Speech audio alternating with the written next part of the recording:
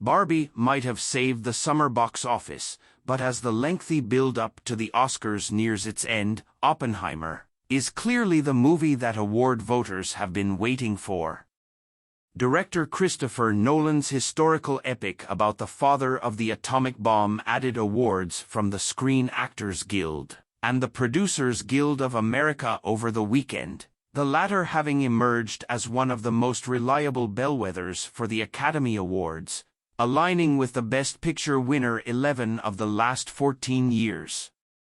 Throw in the film's 13 Academy Award nominations and previous wins at the Golden Globes, Directors Guild of America, the BAFTAs and the Critics' Choice Awards, and while there could always be some stunning surprise, to all appearances the Oscar race is likely over except for the acceptance speeches thanking the Academy and Universal Pictures. In hindsight, the golden hardware showered on Oppenheimer should have been predictable, given all the boxes that the film checks.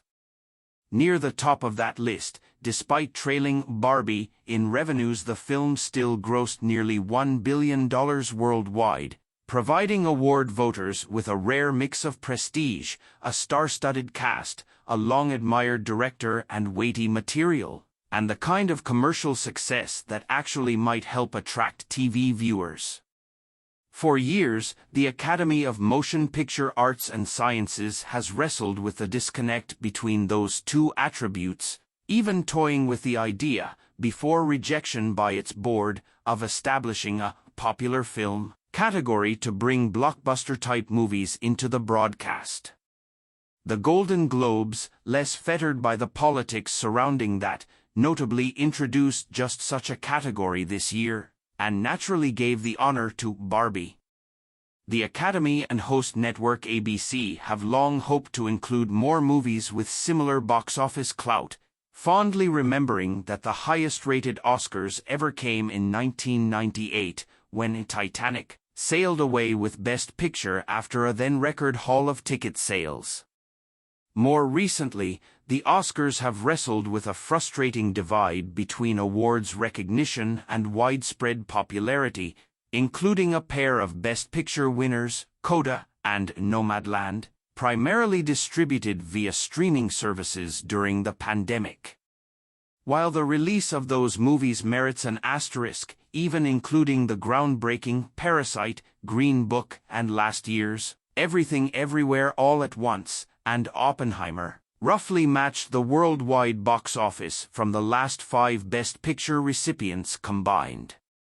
Thanks in part to the organic Barbenheimer hoopla that greeted their premieres in July, Nolan's cerebral film became an unlikely theatrical event at a time when, despite their investment in streaming, major studios, and especially theater chains, desperately want to support and encourage the movie-going experience.